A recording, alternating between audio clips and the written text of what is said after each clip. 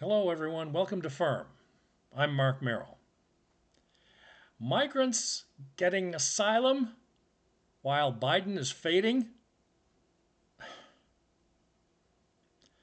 Well, just when we all believed that life in America couldn't get any worse, more mandates and directives come from Joe Biden's puppet regime in the form of handing out more fringe benefits to the migrant asylum seekers than a lifetime supply of food chain gift cards, if you don't mind. So the following quick list, folks, on the fact files today is of issues against us freedom-fighting, law-abiding real Americans. Should give all citizens, from sea to shining sea, for now anyway, a chance to catch our breath and sort out the latest threats to freedom and rights, while the illegals and the radicals sit around waiting for their next proverbial no jail time, prepaid green cards, welfare cards, phone cards, and the rest of the welfare monies that belong to people who really deserve it.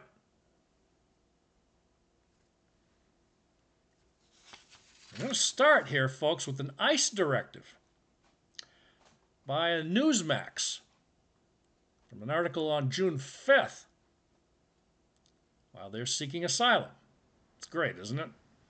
Just what we need. This summer is just starting. More illegals coming to trash our barbecue plans. Well, from an article by Charlie McCarthy of Newsmax, the Biden administration sent a memo to border security officials issuing new measures making it easier for migrants to claim asylum.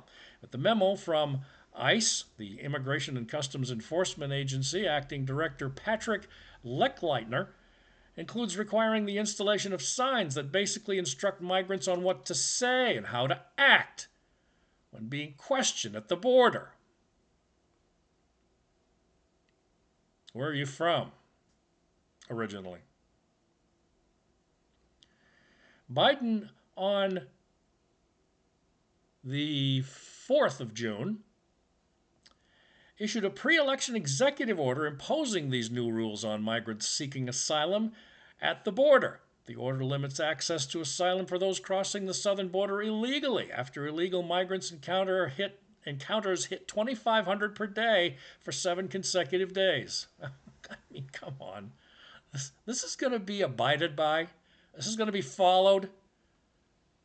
In a hard enough time, don't you think, with border security, state police, local police, county police, Capitol Police, you name them, around the entire country got better things to do. So, folks, however, is that however or but? About 1.8 million migrants will still be admitted to the U.S. each year. Lots larger than this picture from 2022. Mr. Lechleitner's memo says migrants who display a manifestation of fear about being returned to their native country will be referred to U.S. Citizenship and Immigration, USCIS services, for credible fear interviews. ICE's enforcement and removal operations must post signs at the border that say, if you are hungry, thirsty, need medical care, fear persecution or torture if removed from the United States, have been a victim of abuse, have been a victim of sexual assault, have witnessed a crime, tell an officer your claim will be heard. You may be referred to a medical professional, an asylum officer, or other law enforcement professional. A memo also requires signs to be posted in at least 10 or a dozen other languages. His memo states that any location where it's possible to show non-citizens a video, they're trying to run across the border without being stopped. Oh, could you come here a minute? Yeah, we'd like you to watch a video here. Just take a few minutes of your time. then you can be on your way.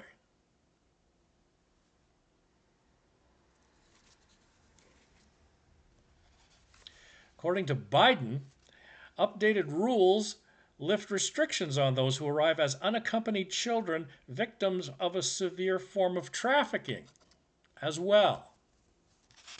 That's wonderful, folks. God's sakes, I don't know. I'm scared already.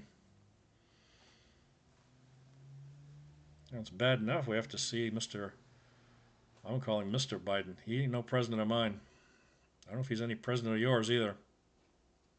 I didn't vote for him. I never did vote for him. Even when I was younger, I didn't even realize he was around. Biden is slipping, according to the Wall Street Journal. Gee, you think? How'd you come to that conclusion? Biden's age and mental fitness are increasingly taking their toll on his effectiveness, according to a new report from the Wall Street Journal on his behavior behind closed doors, though, not out in the general public. With Dr. Jill, not to mention Secret Service all over the damn place trying to hold his hand, if not change his drawers. The Journal cited information from 45 sources on June 5th that Biden, as commander-in-chief, whose command of issues, history, and policy insights is declining. Boy, how many soft words can you guys use in the media? Declining? Slipping? How do you like this one? You like this one better from us here at Firm? How about non-cognitive? Demented.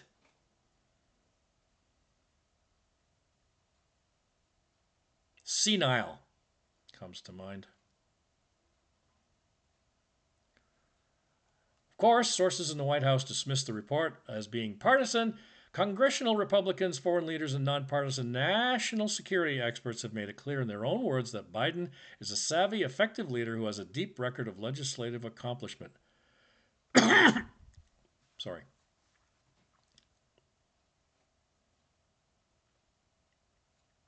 Biden, now 81, comes to voters in a declining state. Whether his age should preclude him from serving for another 4 years. He and former President Trump, who was more than 3 years Biden's junior, will square off publicly for the first presidential debate in June. We don't know when now, since they are accusing Donald Trump after that ridiculous kangaroo court trial. If Biden should even debate a convicted felon, which he's not.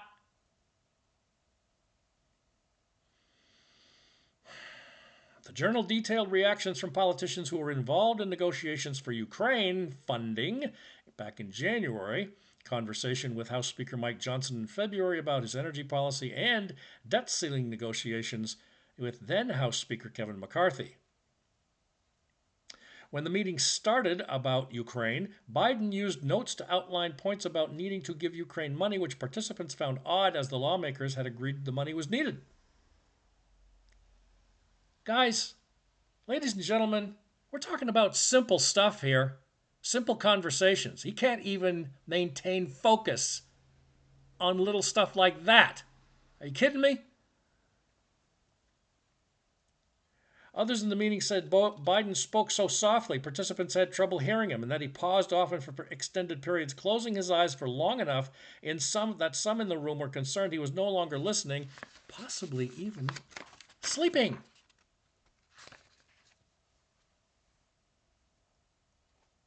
Those close to Biden dismissed all these claims. But he's sleeping right here. House Minority Leader Hakeem Jeffries, racist. Biden is incredibly strong, forceful, and decisive.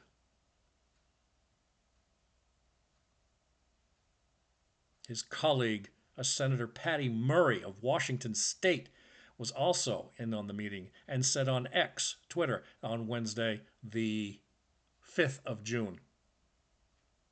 Everyone attacking Biden in the Wall Street Journal accounting is a Republican with an agenda.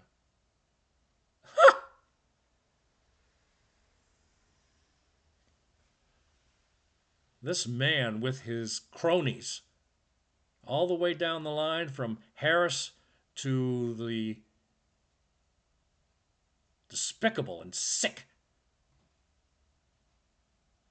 leaders in the Senate and the House, are to blame and they have blood on their hands. All of them. We tend to get to that eventually, folks, here on Firm. Senator James Risch, a Republican from Idaho, said that while people call Biden a dynamo behind closed doors, they need to get him out from behind closed doors because he says, I didn't see it.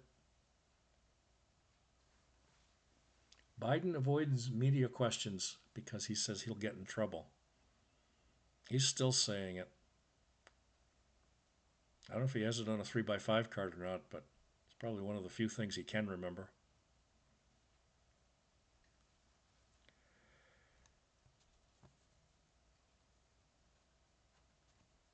Mr. McCarthy, former speaker, commented to the Wall Street Journal about the negotiations over increasing the debt ceiling, saying the president would ramble and always had cards because he couldn't negotiate in it any other way.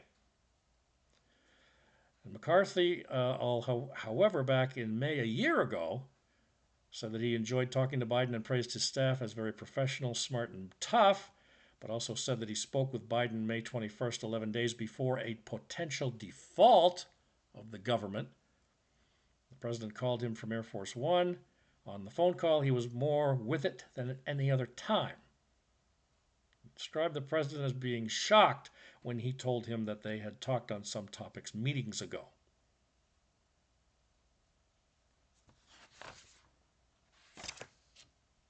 It's ridiculous, folks. It's ridiculous.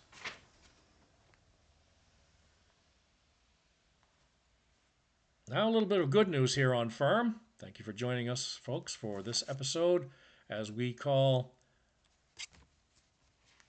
migrants seeking asylum and Biden's failing.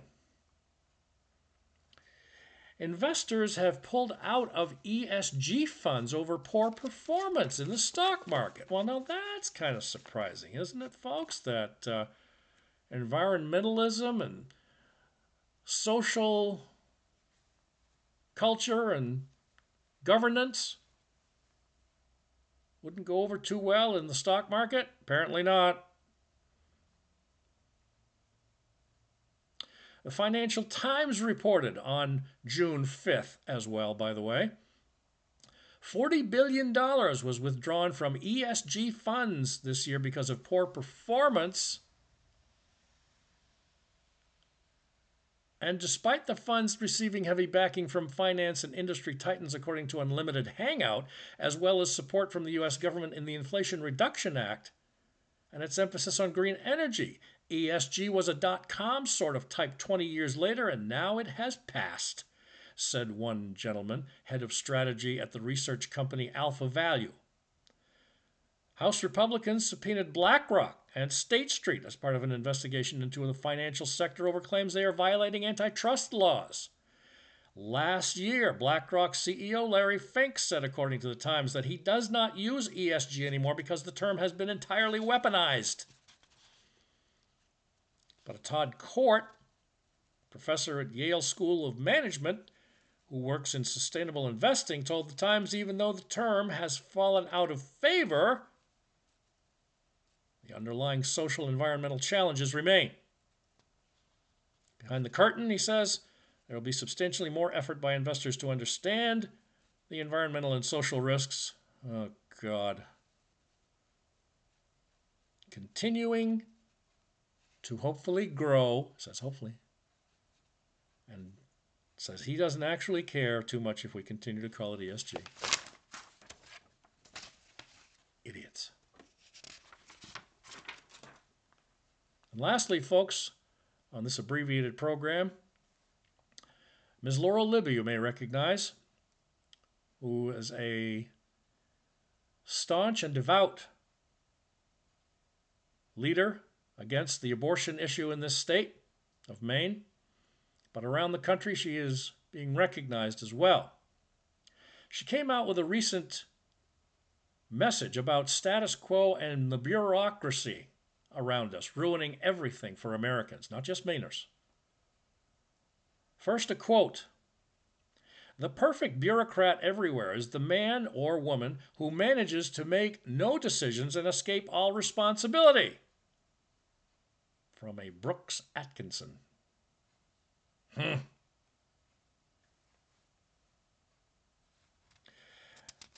Ms. Libby says her spare time is spent reading books significantly, influenced the course of her life. The opportunities she says she's had and decisions she's made, now I see the same repeating itself in my children's lives. One of her, or two of her children were reading one morning. Both not only having breakfast, but reading. The youngest one was reading Sarah, Plain and Tall, which we requested from our local public library, a special request as she had enjoyed a chapter of the book previously in her school reader. But in this age of technology, she goes on, sometimes it's easy to take the old school for granted, but books have always been a mainstay in our family, says Miss Libby. Everyone who shares that love of books has been shocked by the abrupt and total halt, however, to Maine's public library interlibrary loan, or ILL, services. Her teenager was the first to alert Ms. Libby, as she requests books via ILL on an almost daily basis. If the Auburn Library doesn't have the title she's looking for, she'd look into it. And what she found, meaning Ms. Libby, is bureaucracy. The contract for the van service that keeps ILL was up in 2023, but extended to 2024, and the contract only extends to June 30th. In the meantime, the bidding process for new contracts has wrapped up, and the bid was awarded to a company based in New York. Uh-oh. You gonna get any action there, Miss Libby? From New York to Maine, with an R next to your name? The New York company won a bid for $1 million a year, replacing the Brewer, Maine-based company that previously held the contract and was paid $513,000 for their services last year. So why the pause in the contract was it, and why was it awarded?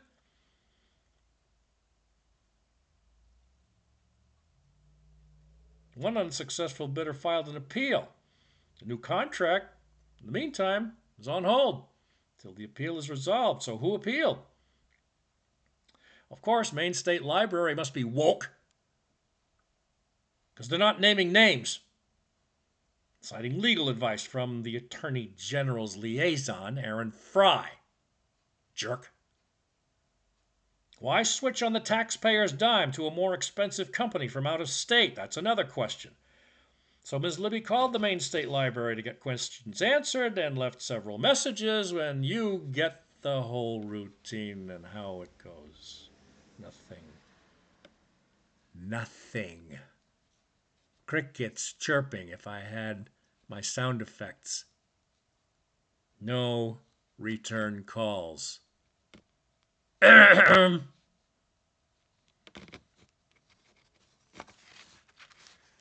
She was more successful, says Miss Libby, contacting local librarians who echoed my dismay as the break in service is estimated to last a minimum of 4 weeks, but likely to last much longer, possibly 6 months or more. You know, folks, summers in Maine are short enough.